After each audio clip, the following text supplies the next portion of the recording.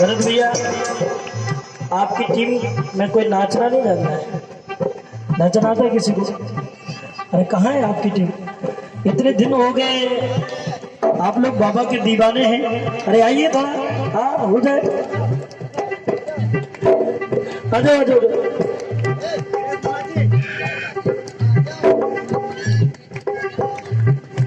देखो महाराज, आज तो नाचना पड़सी।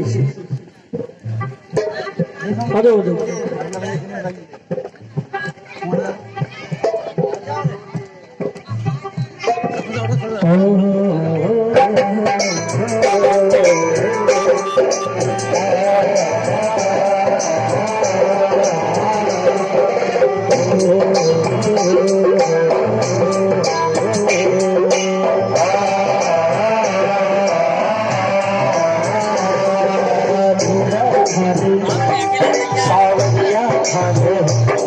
बाबा जी खाते कौन सजायो रे, सावरिया खाते कौन सजायो रे, सावरिया खाते कौन सजायो रे, सावरिया खाते कौन सजायो रे, गुरुपंडे हरि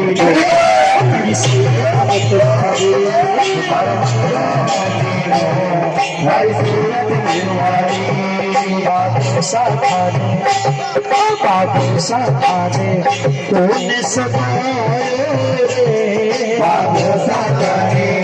सजायो रे, कानूरा खाने कौन सजायो रे, कानूरा खाने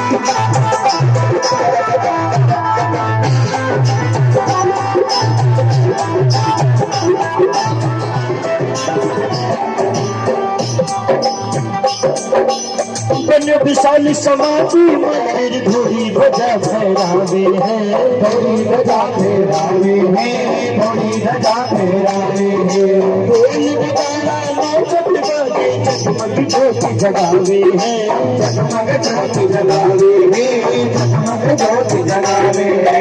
आज बात रो भरे हैं मेले, बात रो भरे हैं मेले, आगे हैं आगे हैं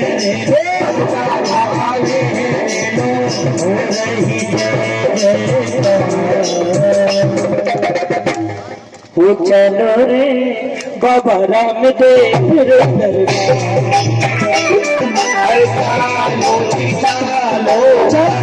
रामदेव रे बाबा रामदेव रे राज करे राज करे सरे कल कल करे पल की खावे चमत्कार वो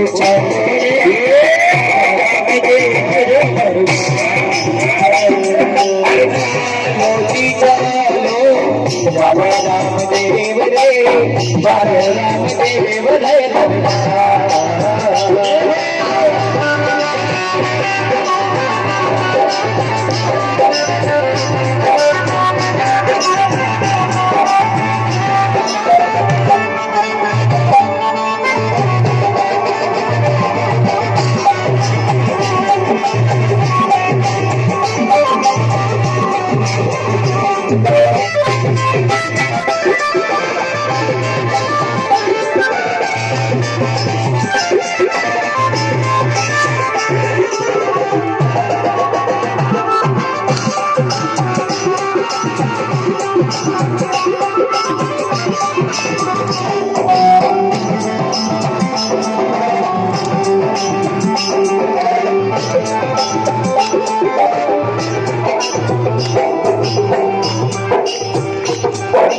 श्याम के दरबार मचीर भोरी बाबा श्याम के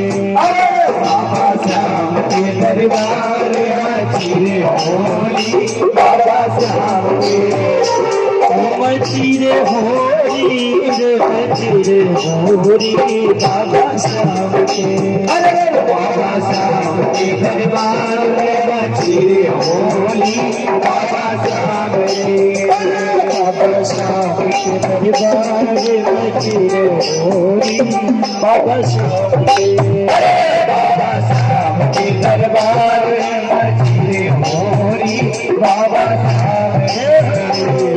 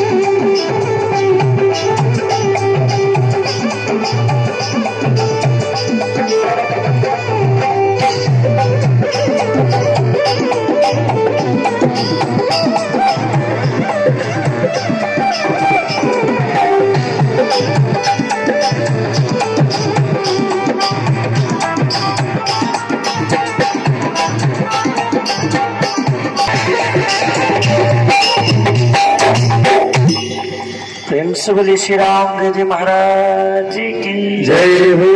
सभी भक्त अपना अपना स्थान बैठ जाएं।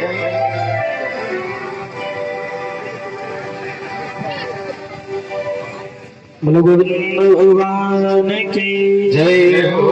श्री राम जी महाराज की जय हो। और आज बाबा रामदेव जी के दादाजी श्री रणसिंह तोमर, लेकिन बाबा से जुड़ी जितने भी साहित्य हैं, जितनी भी वाणियां हैं, उसमें रणसिंह जी का नाम रणसी आता है। हाँ, क्योंकि राजस्थान भाषा की एक अलग ही महिमा है।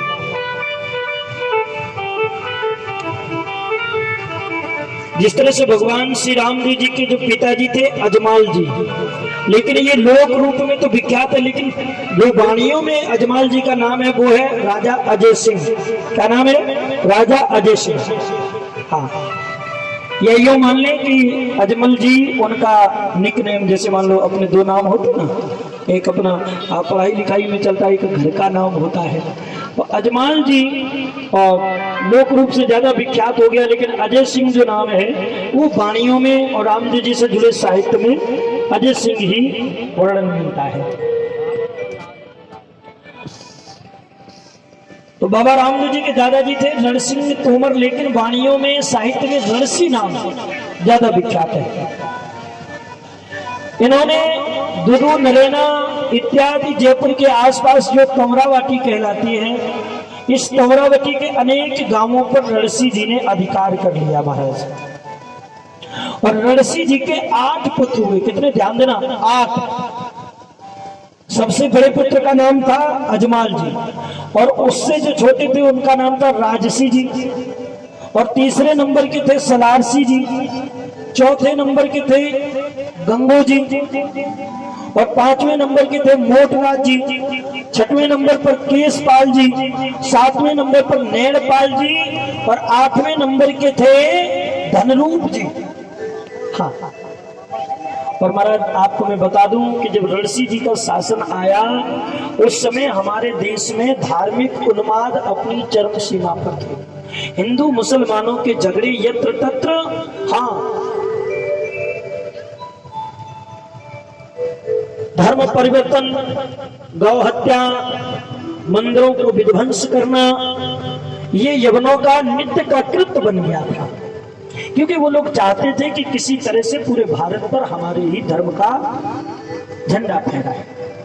लेकिन यदा कदा क्षत्रिय राजपूतों ने उनसे मुकाबला भी किया, लड़ाइयां भी की, लेकिन महाराज क्या था कि वो छलबल करने वाले थे, और हमारे यहाँ के लोग नियम अनुसार युद्ध करते थे, क्योंकि हमारे यहाँ युद्ध के भी नियम होते थे। आपने महाभारत की कथा में सुना होगा कि जब भगवान श्री कृष्ण भीम अर्जुन को लेकर के मगध गए जरासंध से युद्ध करने के लिए, तो वहां युद्ध का नियम ये था कि दिन भर तो भीम और जरासंध लड़ते थे, लेकिन शाम को एक ही सैया पर दोनों सोते थे। अब आप मान सकते हो कि ऐसा भी होता होगा, लेकिन महाराज ये बिल्कुल सत्य है। कभी कभी तो भीम के शरीर में दर्द होने लगता था तो जरासंध उनके पैर दबाता था और कहता था कि भीम तुम बहुत अच्छा युद्ध कर रहे हो, मुझे बड़ी प्रसन्नता है कि तुम्हारे जैसे वीर के साथ में मुझे लड़ना पड़ रहा है, और मैं अपने आप को बड़ा गौरवशाली महसूस कर रहा हूँ। तो महाराज ऐसे भी युद्ध होते थे। तो हमारे यहाँ धर्म युद्ध की प्रथा रही, और ये लोग छलबल करने वाले होते थे, दगा करने वाले होते थे, इसलिए हमारे यहाँ के क्षत्रियों ने, राजपूतों ने यदा कदा उनसे लड़ाइयां लड़ी, लेकिन सफल नहीं हो पाए। और महाराज इसी विभीषिका के शिकार हुए महाराजा रणसी जी।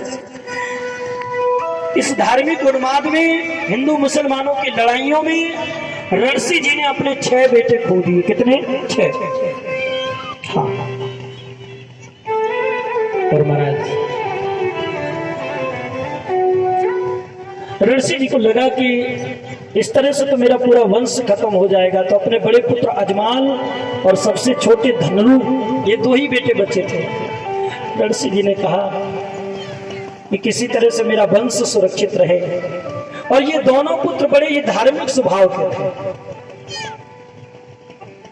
तो रणसी जी ने इनको नरेनो और दुदू से बाहर जाकर रहने का आदेश दिया कि तुम लोग जाकर के दूर पश्चिमी बाड़मेर की तरफ चले जाओ, क्योंकि यहाँ धार्मिक उन्माद फैल चुका है, हमारे शत्रुओं का चारों तरफ बोलबाला है, और मैं नहीं चाहता कि मेरे 6 पुत्रों की तरह तुम लोग भी हमारे दुश्मनों के शिकार बनो।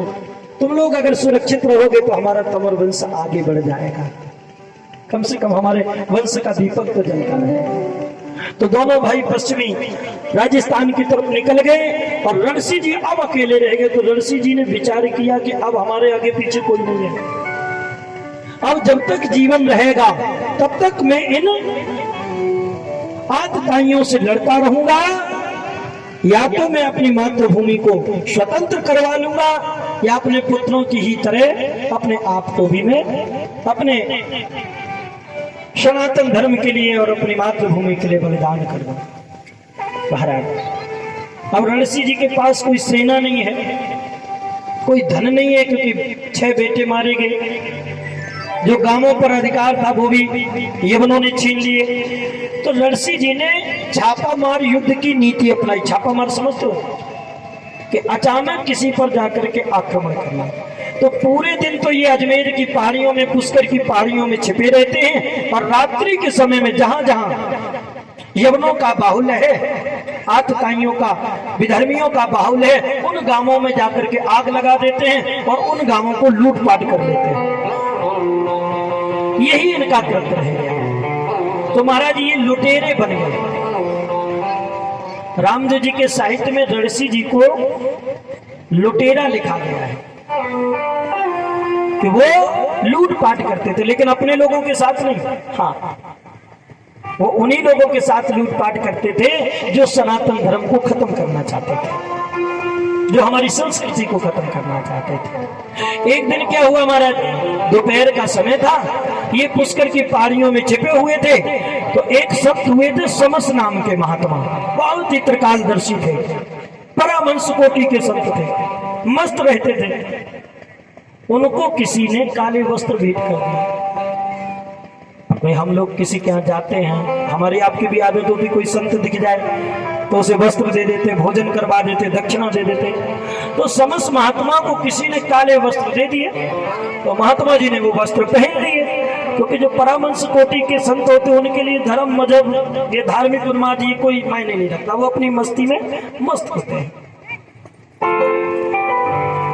तो महाराज उनके मन में आया कि चलो पुष्कर का स्नान हो जाए, तो महात्मा जी चले जा रहे थे अपनी मस्ती में। ऋषि जी ने जैसे ही देखा दूर से, तो ऋषि जी को लगा कि ये तो विधर्मी है कोई, क्योंकि इसका पहनावा यवनों जैसा है, और ये लोग मिलकर के हमारे धर्म को संकट में डाल रहे हैं, हमारे धर्म को खत्म करने में लगे हैं, और ये स्वतंत्र भ्रमण कर रहे हैं हमारे रहते हुए।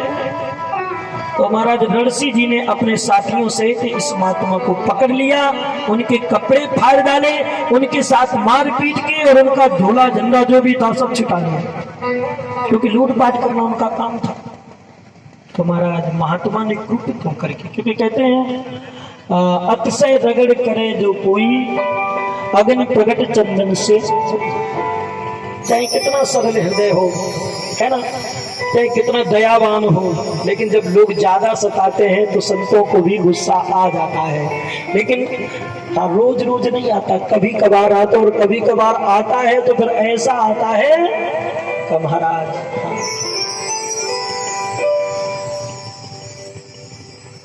तो महाराज महात्मा जी को क्रोध आ गया, और महात्मा जी ने क्रोध में कह दिया कि अरे दुष्ट,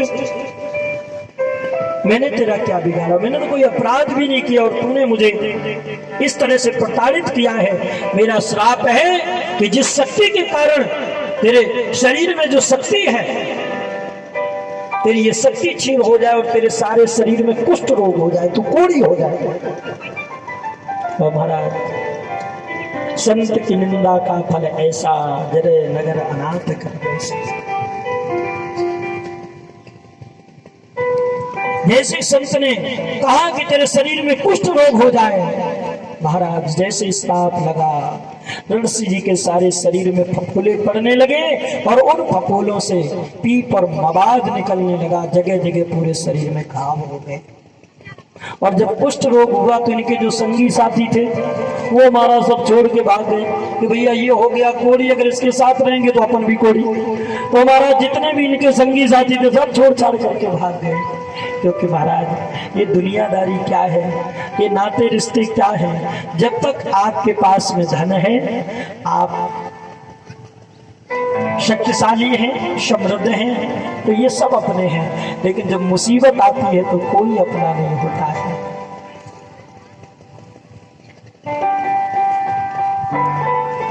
बनी बनी के लाखों निसार होते हैं, और बनी के बिगड़ जाती है तो दुश्मन हजार होते हैं। सभी लोग छोड़ के चले गए।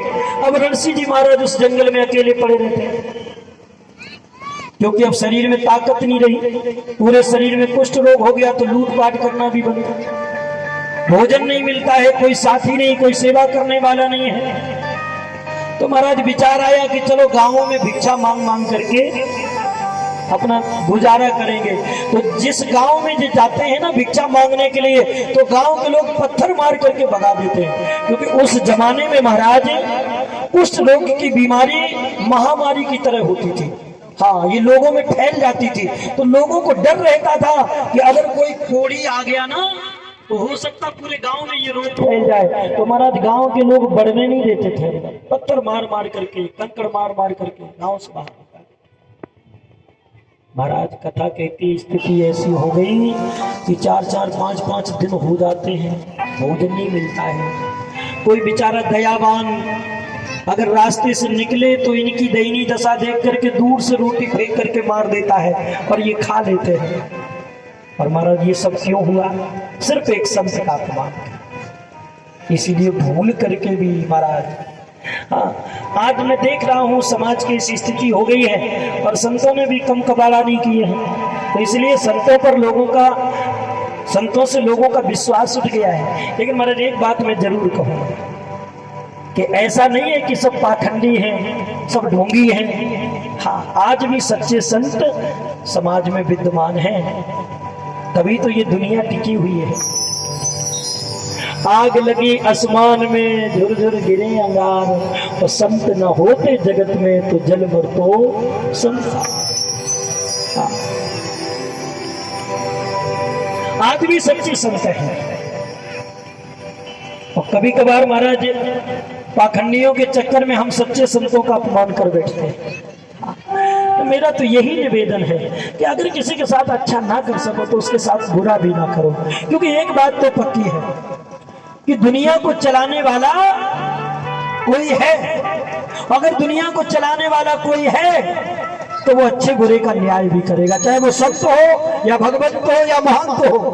अगर वो बुरा करेगा तो उसके साथ में भी हाँ वैसा ही होगा। तो हम लोग क्यों किसी को अपमानित करें, क्यों किसी पर दोष लगाएं, आलोचना करें? भगवान है ना न्याय करने वाला, उस पर छोड़ दो। अगर उसने भगवा पहना है तो एक बार उसको न सही उस भगवे की लाज रख करके आपसे बने तो दे दो, ना बने तो हाथ जोड़ लो, भैया आगे जाओ, लेकिन अपमान ना करो। प्रेम से बोलो गोविंद भगवान की जय हो। और महाराज रणसी जी की बड़ी दयनीय दशा हो गई। एक दिन इनको बहुत जोर से प्यास लगी तो महाराज ये गिरते पड़ते दुदू गांव में पहुंचे, क्योंकि दुदू गांव में एक सरोवर था। और महाराज पुराने समय में हमारे यहाँ जल के लिए या तो नदियों पर जाना पड़ता था या सरोवरों पर या कुओं पर। नल हैंडपंप ये वगैरह कुछ नहीं हुआ करते थे। और राजस्थान की तो महाराज और भी ज्यादा स्थिति खराब थी जल के मामले में। आज महाराज जी बता रहे थे, बोले सन 80 में 5 रुपए का एक पीपा पानी रामदेवरा में खरीदना पड़ता था, तब नहाया जाता था। तो महाराज जी तो सन 80 से रामदेवरा जा रहे हैं, तो ऐसी स्थिति थी उस जमाने में। तो महाराज रणसी जी को जब प्यास लगी तो वो दुदू गांव की तरफ गिरते पड़ते पहुंचे तो देखा शाम का समय है, दुदू गांव की जो महिलाएं हैं वो वहां पर अपने अपने घड़े लेकर के जल भरने के लिए वहां खड़ी हुई हैं। लेकिन जैसे रणसी जी को देखा, क्योंकि इनका शरीर बड़ा ही कुरूप हो चुका था, बड़े बड़े बाल हो चुके थे, बड़े बड़े नाखून, पूरे शरीर में घाव, मवाद, पीप, गंदगी। तो जैसी महिलाओं ने देखा तो अपने अपने घड़े फेंक करके वो भाग खड़ी हुई।